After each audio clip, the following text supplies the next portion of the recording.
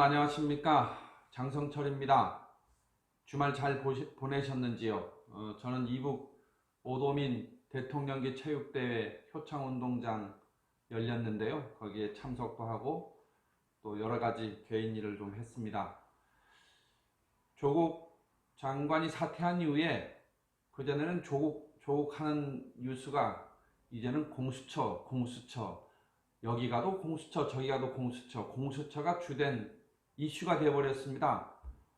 물론 이 공수처가 검찰개혁이다 이렇게 외쳐대고 있는 더불어민주당과 아니다, 공수처는 잘못하면 검찰을 개혁하는 걸 넘어서서 권력을 장악하는 대통령의 독재 기구다, 이런 주장이 맞부딪히고 있습니다.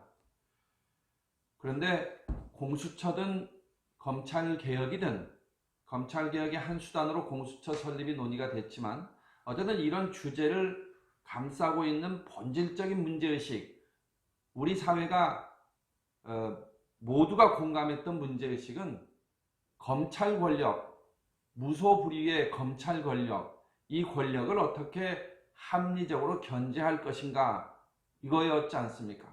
검찰 권력을 어떻게 하면 국민들이 바라는 그런 수준으로 행사되게 할 것인가, 이런 고민을 하다 나온 게 공수처고 검찰개혁인데요.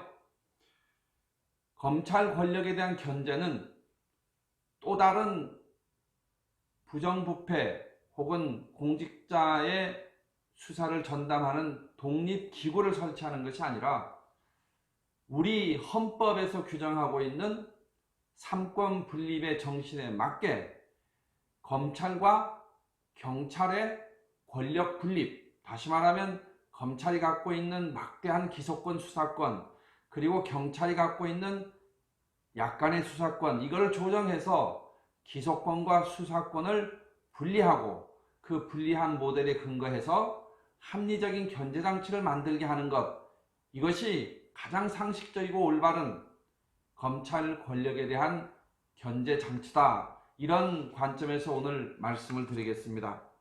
오만한 검찰, 검찰권의 남용, 정치검찰, 이런 욕 더 이상 나오지 않게 하는 것, 그것이 대한민국이 공정하고 정의로운 사회로 가는 길 아니겠습니까? 여러분, 검찰이 과연 어떤 존재일까요? 검찰은 말 그대로 검사하고 살피는 그런 기능을 하는 국가기구입니다. 국가의 형벌권을 집행하는 과정에서 국민 개개인의 입장, 다시 말하면 인권 침해가 되는 부분이 없는가, 이런 거를 살펴서 억울한 사람이 없도록 하는 것이 본래적 기능이고 역할입니다. 경찰, 말 그대로 경찰이라고 하면 수사를 하는 기관입니다. 국가 형벌권을 행사할 때 제1선에 서서 혐의자, 피의자 혹은 피고가 될 수 있는 사람, 범죄를 저지른 사람, 이런 부분들에 대해서 정확하게 수사를 해내는 것, 경찰의 수사권, 이것이 본질적인 기능이 나눠져 있는 겁니다. 검찰의 기소권과 경찰의 수사권. 근데 어떤 분들은 이런 얘기를 하죠. 검찰이 수사도 하는 데지 기소만 하는 데는 아니지 않느냐. 여러분, 미군정 당시에 형사소송에 관한 제도를 만들었는데요. 당시에 검찰의 기본 기능은 기소에 뒀습니다. 기소권을 행사하는 데 뒀고 경찰은 수사권에 뒀습니다. 그리고 4.19 혁명 이후에도 이런 방향으로 검경 수사권 개혁의 논의가 되어 있었지요. 그러다가 5.16 이후에 독재 정권이 권력을 강화해가는 과정에서 미 군정 하에서도요, 형사소송법이 제도가 만들어질 때 검찰은 기소만 해라, 그리고 경찰은 수사를 해라, 이런 원칙을 갖고 했습니다. 4.19 혁명 이후에 5.16 군사독재 정권이 들어선 이후에는 검찰권이 계속해서 강화가 됩니다. 그래서 거의 검찰이 경찰에 명령하는 그런 지휘체계가 권위주의 독재 정권 시절에 만들어졌는데, 그게 가장 우리 최근까지도 유지되고 있는 거죠. 다행히 형사소송법이 개정이 돼서 경찰한테 수사 개시권 같은 게 보장이 되는 정도 수준의 변화가 있었지만 아직까지는 검찰과 경찰의 기소권과 수사권이 견제와 균형의 원리에 의해서 작동되는 것이 아니라 검찰이 기소권과 수사권도 거의 독점하다시피 하고 경찰은 약간의 수사권만 갖는 그런 구조하에 있습니다. 그래서 국회에서도 이런 부분에 대해서 논의가 있었고, 그래서 무소불위의 검찰 권력을 견제하기 위해서는 검경 수사권 조정이 돼야 한다. 많은 시간 동안 전문가들과 우리 시민사회가 논의해왔던 검경 수사권 조정의 내용이 법안으로 올라 있습니다. 여러분 지난 4월 다 기억나시죠? 여야간에 몸싸움하고 막 그렇게 싸우면서 통과시켰던 패스트트랙. 지금도 그 말뜻을 잘 모르는, 저도 잘 사실 모르다가 이번에 용어를 정확하게 익혔는데요. 패스트트랙이라고 하는 건 신속 안건 처리 제도라 해서 이 패스트트랙의 안건으로 지정이 되면 이 일정 기간이 되면 본회의 직권 상정할 수 있는 그런 제도죠. 그때 그 패스트트랙 안건에 대부분의 사람들은 준연동형 비례대표제 선거제 하나 하고 공수처 법안 2개만 이렇게 올라가 있는 걸로 알고 있습니다. 저도 까맣게 잊었습니다. 근데 그때 검경 수사권 조정 법안도 함께 지정이 됐습니다. 그러니까 현재 공수처 법안, 선거제도, 그리고 검경 수사권 조정 이 3가지가 패스트트랙에 올라 있는데, 오늘 이 방송에서는 여러분한테 제가 검경 수사권 조정 법안이 잘 여야 간에 합의가 돼서 통과만 되면 이 검찰 권력에 대한 견제는 상식적인 선에서 될 것이다. 이 주장을, 이 말씀을 드리고 싶습니다. 그러면 검경 수사권 조정의 내용을 살펴보겠습니다.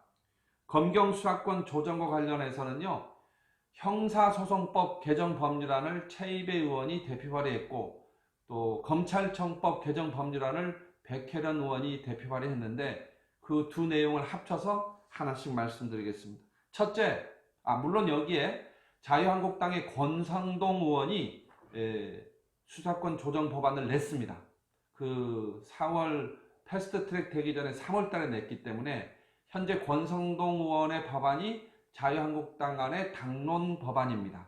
그렇기 때문에 오늘 이 방송에서는 권성동 의원의 안과 그리고 최이배 백혜련 의원이 대표 발의한 법안, 이 2가지를 비교하면서 말씀드리겠습니다. 첫째, 검찰의 수사권과 기소권은 분리한다. 거의 같습니다. 유사합니다. 두 번째, 검찰의 수사지휘권 모두 폐지시켰습니다. 제한적으로만 인정했습니다. 그러니까 폐지했다고 하는 거와 제한적으로 인정했다는 건 좀 다르긴 한데요. 경찰 수사에 대해서 검찰에 갖고 오면 검찰이 그 수사가 내용이 불만이 있을 때는 수사를 다시 해라, 수사 요구 혹은 보완해라, 수사 보완 요구, 이런 걸 할 수 있는 권한 정도를 갖는 수준에서 수사지휘권이, 검찰이 갖고 있는 수사지휘권이 제한이 된 겁니다. 세 번째, 한국당 검찰에 송치한 그리고 중대한 변화가 있습니다. 검찰에서 수사를 한 거를 우리가 검찰의 피의자 신문 조서라고 하잖아요. 이거의 증거 능력을 제한하는 내용이 들어 있습니다. 대단한 변화입니다. 변호인이나 피의자가 인정하는 경우에 한해서 그리고 피고인의 진술 내용과 조서 내용이 동일하게 되어 있음이 객관적으로 증명이 될 때, 그러니까 영상 녹화물 같은 게 반드시 있어야 되죠. 이런 경우에만 증거 능력으로 인정하고, 다시 말하면 그러지 않으면 증거 능력으로 채택을 안 하겠다. 이런 조항이 있습니다. 지금은 경찰의 조서 능력은 피의자가 부동의하면 증거 능력으로 채택이 안 되지만, 검찰의 조서는 피의자가 부정하더라도, 인정하지 않더라도 증거 능력으로 채택을 하는 게 현재 법원의 재판입니다. 근데 이렇게 그 조서 능력을, 증거 능력, 조서의 증거 능력을 배제하고 혹은 제한적으로 한정을 해버리면 어떤 일이 벌어지냐면 결국은 법정에서 다퉈야 되는 거지요.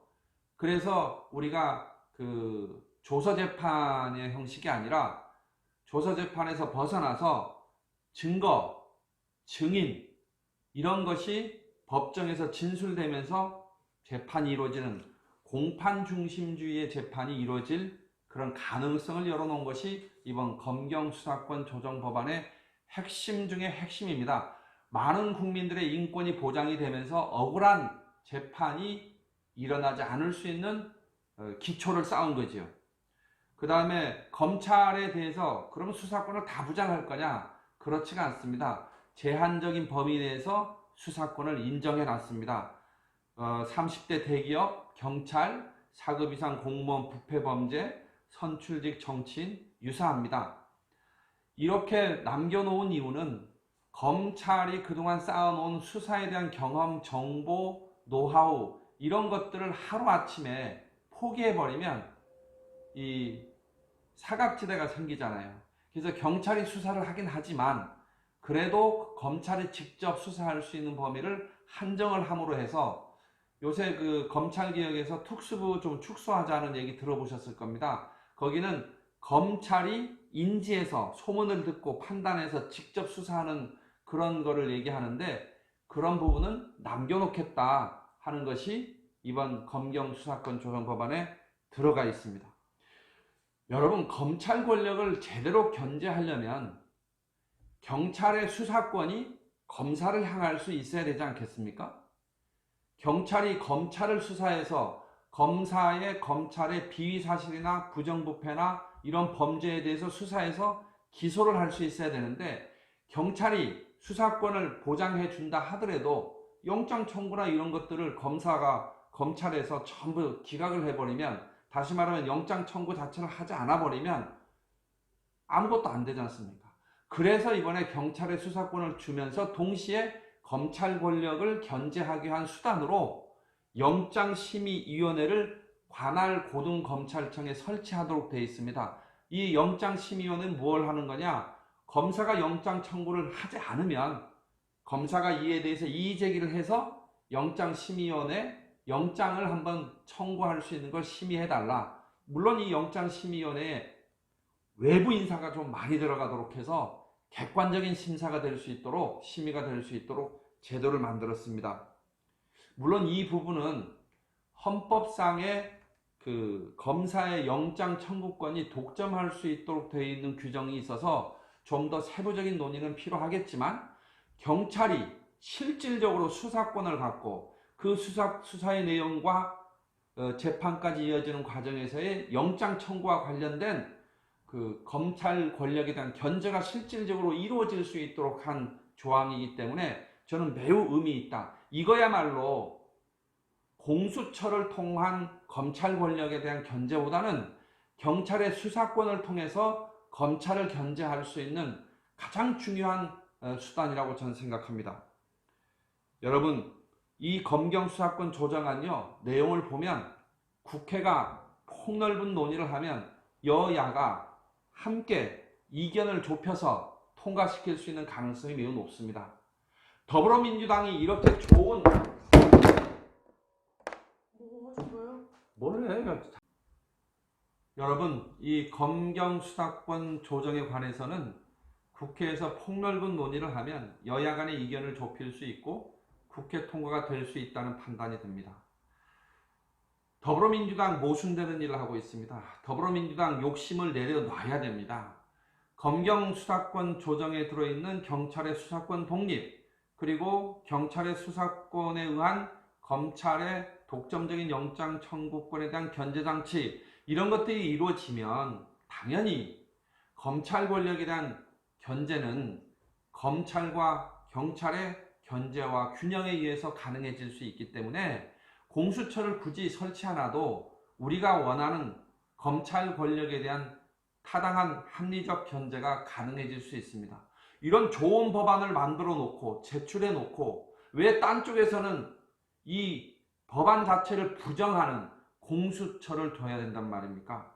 공수처는 기소권과 수사권을 독점해 있기 때문에 아까 말씀드렸던 검사의 피의자 신문 조서 능력, 피의자 신문 조서의 증거 능력을 100% 인정할 수밖에 없지 않겠습니까? 그렇게 따지면 공판 중심주의의 형사소송 절차 개혁으로 이어지는 길이 또 막히게 되는 거죠. 국민의 인권이 최종적으로 보호받고 또 억울한 사람이 더 이상 생기지 않는 재판이 되는 게 중요하다고 하는 점에서 피의자 신문 조서 증거 능력을 제한한 검경 수사권 조정 법안의 내용이 공수처법에 의해서 다시 부정당하는 것, 저는 이것은 막아야 된다고 생각합니다. 그래서 이것만으로도 공수처는 해서는 안 되는 거지요. 그리고 공수처를 설치하면 안 되는 이유가 두 가지가 있습니다. 하나는 공무원의 수사가 되는 범죄에 직무유기하고 직권 남용 이 두 가지가 포함이 되어 있는데, 여러분 행정공무원이든 사법공무원이든 이런 판사든 누구든 간에 공직에 일하는 사람들이요, 열심히 일하다 보면 직권 남용의 경우가 가끔 생길 수밖에, 그것이 과연 직권 남용인지 아닌지 경계선이 애매모호한 경우가 많습니다. 그런데 공수처가 특정한 정치적 목적을 갖고 그런 걸 갖고 시비를 걸겠다 하면 막을 방법이 없을 겁니다. 직무유기 마찬가지죠. 예를 들면 어떤 특별한 내부 사정에 의해서 정책 결정을 미루고 혹은 정책 결정을 연기하고 집행을 미루고 하는 일이 있으면 그 직무유기로 걸릴 수가 있습니다. 이런 부분들을 수사한다? 저는 어불성설이라고 생각합니다. 특히 검찰의 사법 통제를 받는 검찰에 의한 수사가 아니라 특수한 목적을 갖고 공직자의 부정부패나 범죄를 처벌하기 위해서 만든 기구에서 이런 범죄까지 처벌한다고 그러면 고위공직자 전체가 공포에 떨 수밖에 없는 거죠. 권력을 장악하려고 하는 그런 의도로밖에 볼 수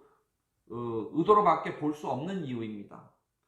그 다음 두 번째는요, 검사를 공수처장이 뽑게 되어 있습니다. 그리고 대통령한테 제청해서 임명하게 되어 있는데, 검사 되는 건 되게 어렵습니다. 여러분, 직업공무원이 아무리 비판의 대상이 된다 할지라도 직업공무원을 우리가 제도를 둔 이유는 어쨌든 정부 운영의 안정성을 기하려고 하는 것인데, 밖에 있는 변호사들이 일거에 어느 순간에 너무 많은 숫자들이 검사로 들어오기 시작을 하면 그건 직업공무원으로서 검사가 아니라 정치 세력으로서의 검사가 탄생할 가능성이 매우 높습니다.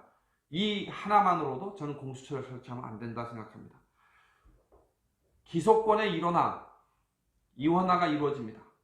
다시 말하면 검찰도 수사해서 기소를 할 수 있고, 그리고 또 공수처도 수사를 할 수 있는데, 수사 경쟁이 벌어지다가 나중에 또 기소가 두 군데서 일어나는 기소 독점권이 이렇게 나눠지는 일이 벌어지게 되면 수사와 기소를 둘러싸고 국가의 형벌기관이 다투는 일, 경쟁하는 일이 벌어지면 그 과정에서 선의의 피해를 입는 국민들이 양산될 수밖에 없습니다. 공수처 아무도 제어할 수 없는 괴물이 될 수 있습니다. 대통령도 공수처장도 국회도 그 누구도 제어할 수 없는 그런 괴물이 될 수 있습니다. 공수처에 속한 그룹의 이익을 위해서 공수처를 운영이 되지 말라는 법이 없습니다. 공수처 절대로 받아들일 수 없는 제도입니다. 검경 수사권 조정 법안을 우선적으로 통과시켜서 검찰의 기소권과 경찰의 수사권을 분리하고, 그렇게 해서 견제와 균형의 원리에 입각해서 무소불위의 검찰 권력을 견제하고 경찰 기능의 수사를 좀 더 끌어올려서 국민의 선의의 피해자가 없는 과학적인 수사, 그리고 그 경찰 권력에 대한 검찰의 사법적 통제, 이런 것이 이루어질 수 있는 정상적인 국가로 가는 것이 저는 정답이라고 생각합니다. 공수처 법안 폐기하고 검경 수사권 조정 법안 통과시켜라, 이 말씀 드리면서 마치겠습니다. 고맙습니다. 내용이 좋았다면 구독 버튼, 좋아요 버튼 눌러주십시오.